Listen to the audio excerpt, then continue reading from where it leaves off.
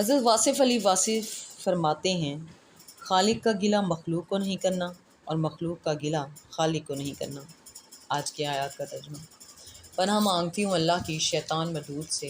شروع اللہ کا نام لے کر جو بڑا مہربان نہایت رحم والا ہے۔ اور کسی مومن مرد اور مومن عورت کو حق نہیں ہے کہ جب اللہ اور اس کا رسول کوئی بات طے کر دیں تو وہ اس کام میں اپنا بھی کچھ اختیار سمجھے، اور جو کوئی اللہ اور اس کے رسول کی نافرمانی کرے وہ بالکل گمراہ ہو گیا۔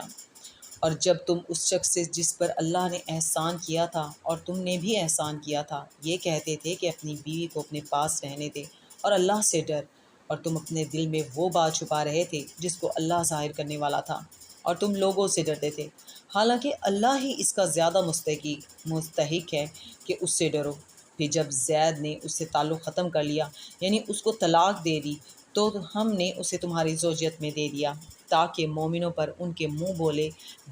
بیٹوں کی بیویوں کے ساتھ نکاح کرنے کے بارے میں جب وہ بیٹے ان سے اپنا تعلق ختم کر لیں یعنی طلاق دے دیں کچھ تنگی نہ رہے، اور اللہ کا حکم واقع ہو کر رہنے والا تھا۔ پیغمبر پر اس کام میں کچھ تنگی نہیں جو اللہ نے ان کے لیے مقرر کر دیا، اور جو لوگ پہلے گزر چکے ہیں ان میں بھی اللہ کا یہی دستور رہا ہے، اور اللہ کا حکم ٹھہر چکا تھا، یعنی ان پیغمبروں میں جو اللہ کے پیغام جوں کہ توں پہنچاتے اور اس سے ڈرتے اور اللہ کے سوا کسی سے نہیں ڈرتے تھے، اور اللہ ہی حساب کرنے کو کافی ہے۔ محمد صلی اللہ علیہ وسلم تمہارے مردوں میں سے کسی کے والد نہیں ہیں، لیکن اللہ کے پیغمبر اور نبیوں کی مہر یعنی سلسلہ نبوت کو ختم کر دینے والے ہیں، اور اللہ ہر چیز سے واقف ہے۔ صدق اللہ العظیم۔